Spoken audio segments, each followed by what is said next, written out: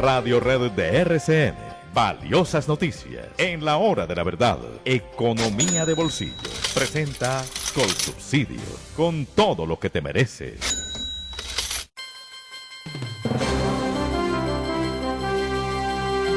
Doctor Álvaro Cámara, muy buenos días. Buenos días, doctor Fernando. Bueno, ¿para qué hablamos de temas menores cuando probablemente hoy, según dicen, la Cámara de Representantes de los Estados Unidos aprobará el plan Biden para lanzar al mercado la friolera de $1.900.000.000.000 en auxilio a la gente, inclusive pues a gente que puede ser bastante pudiente, ¿no? Porque $75.000 mensuales es una partida inclusive para los Estados Unidos. Aquí sería pues una cifra escandalosa. $150.000 por pareja. En fin, lo cierto es que van a salir al mercado porque literalmente salen al mercado $1.900.000.000.000. ¿Eso qué alcance tiene y qué repercusión tendrá en la economía, en el consumo y en las bolsas de valores? Pues, doctor Fernando, como usted lo dice, es una cifra muy importante. 1.9 billones de dólares en ayudas equivale casi que al 50% del presupuesto anual federal de los Estados Unidos, que debe estar rondando los 4 billones. Eso le da usted una proporción de la cantidad de recursos que se van a inyectar. Y además se hacen en el corto plazo, porque esos cheques empiezan a llegar prácticamente al día siguiente que el presidente Biden ya ratifique la aprobación que muy seguramente le va a dar la Cámara a las modificaciones que hizo el Senado al proyecto. Como usted lo dice, pues se ampliaron los números. Antes estaban llegando cheques que podían ser de $500, $600 por familia, con unos topes que eran diferentes. Hoy día se estima que cerca del 83% de las familias norteamericanas van a ser receptoras de ese subsidio. Y yo le decía la semana pasada, doctor Fernando, que por cuenta de todos estos programas de estímulo, que este sería el tercero, 2 de los cuales los hizo la era Trump, pues básicamente en los Estados Unidos, sin este programa ya hay 1.5 billones o trillones americanos, como se quiera ver, listos para ser gastados o para salir a ser consumidos. Y yo también le contaba que si esa plata saliera inmediatamente a gastar, pues esa es la diferencia entre que la economía norteamericana crezca al 5, como muchos ven, o pueda crecer al 9. Las ayudas claramente no paran en las familias, porque también van fondos para hospitales, van fondos para vacunación, van fondos para empresas pequeñas que tengan dificultades. Luego, pues el número es realmente importante. Si usted tiene en cuenta, para que haga una comparación, en Colombia el año pasado, o el presupuesto mejor que se aprobó el año pasado para este año es de 13.13 billones. Esto es equivalente a que Colombia saliera con un plan de estímulo para cerca de 10 o 12 meses, más o menos de 120 billones de pesos. Eso le da a usted un poco la proporción de lo que estamos hablando. Claramente sucede en un momento muy álgido, porque pues el año pasado, al cierre del 2020, la economía norteamericana terminó con un déficit federal de cerca de 3.13 billones o trillones americanos, que si compara uno contra el PIB, que vale 21 billones o trillones, pues eso es un 14.5% del Producto Interno Bruto. Eso implicó que el gasto federal en los Estados Unidos para salvar la economía haya crecido el 47% a más de 6 trillones de dólares. Y eso le da a usted una muestra de lo comprometidos y lo verdad fuertes y decididos que pueden ser los americanos a la hora de intentar salvar su economía pues del colapso que implicó la pandemia. El impacto en la economía, pues doctor Fernando, empieza la gente a anticipar un recalentamiento de la economía, pues porque es probable que toda esa cantidad de dinero no atienda o encuentre la cantidad de oferta suficiente. Luego es probable que se empiecen a anticipar presiones de inflación. Ya se está viendo en las tasas de interés de mediano y largo plazo en Estados Unidos, que ha sido una de las fuentes de preocupación que ha tenido el mercado bursátil americano y que se extiende al resto del mundo. El fenómeno o el impacto en las bolsas de alguna forma se ha venido descontando y eso es lo que de alguna forma ha evitado que caigan.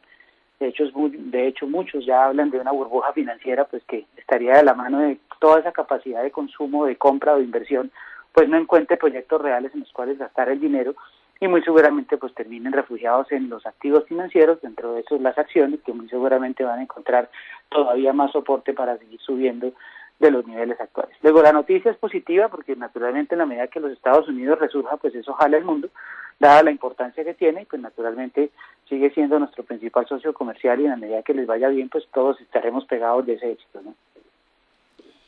Usted se anticipó a mi pregunta obvia. ¿Qué impacto tendrá eso en la economía del resto del mundo y en la economía de Colombia en particular?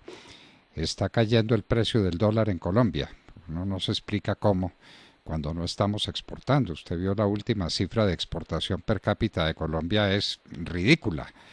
Colombia tiene 600 y tantos dólares per cápita de exportaciones contra 10.000 dólares que tiene Corea y 5.000 dólares que tienen los Estados Unidos per cápita. Entonces uno se pregunta cómo baja el dólar si no exportamos nada y si no está viniendo inversión extranjera. ¿Será que se está viniendo esos dólares en lavandería? Porque por alguna razón está cayendo el precio del dólar en Colombia. ¿O usted a qué lo atribuye? Pues, doctor Fernández, vamos a tener un fenómeno constante, y es que en la medida que se acelera el déficit fiscal de los Estados Unidos, como ya le decía, el año pasado registró el mayor déficit en su historia, el déficit federal de los Estados Unidos, y tal vez el nivel de endeudamiento más alto desde la Segunda Guerra Mundial, que es prácticamente deber todo el Producto Interno Bruto. 100% del Producto Interno Bruto es la deuda en los Estados Unidos, por lo menos en lo que hay cifras hasta el momento. Entonces, cuando empieza a haber una aceleración del déficit fiscal, que obviamente implica salida de dólares a la oferta, al mercado, pues lo que la gente también anticipa es un debilitamiento del dólar como una consecuencia de corto plazo. Entonces, muy seguramente no se nos haga raro que empecemos a ver, muchas veces sin mucho fundamento, algún tipo de asociación con el mayor déficit fiscal y esa posibilidad de debilitamiento del dólar, dado que hay más dólares en el mercado y demás, asociado a una debilidad general que no solamente la recibiría o la vería un país como Colombia, sino también el resto de tasas de cambio cruzadas a nivel Latinoamérica y a nivel mundial.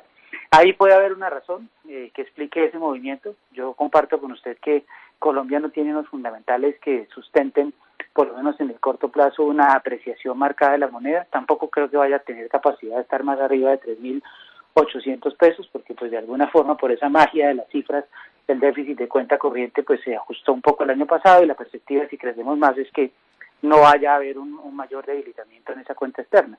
Pero Colombia tiene unos niveles de déficit fiscal astronómicos que muy seguramente le van a llevar a tener que pedir más recursos. La deuda como porcentaje del PIB sigue creciendo, claramente las cuentas externas todavía siguen una habilidad importante, y nos aproximamos sobre todo a un debate electoral que no va a ser fácil, con propuestas populistas que muy seguramente van a poner en el centro de atención si Colombia va a ser capaz de mantener esa línea ortodoxa sobre la cual ha manejado su sistema económico y su política. Entonces, ahí hay una mezcla de cosas que yo creo que tampoco facultan o permiten pensar en la aparición de una revaluación marcada del tipo de cambio.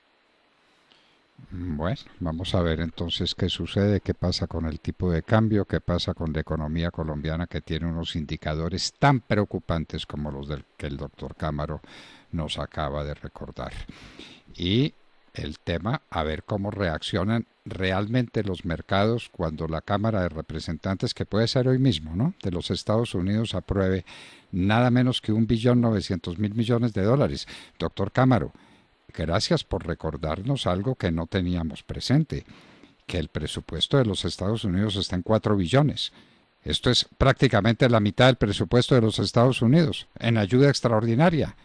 En un año, para gastársela en un par de meses, porque esto es de corto plazo. Doctor Cámaro, esto no es una cosa menor. Esto es un fenómeno. Creo que estamos asistiendo a un fenómeno económico donde todos vamos a aprender, ¿no?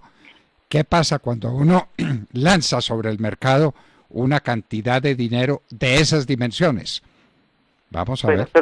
Aparecen los fenómenos de inflación y aparecen las preocupaciones de que se recaliente la economía, pero lo que sí es claro es que tienen toda la determinación, como suelen ser los americanos, para no dejar hundir su economía.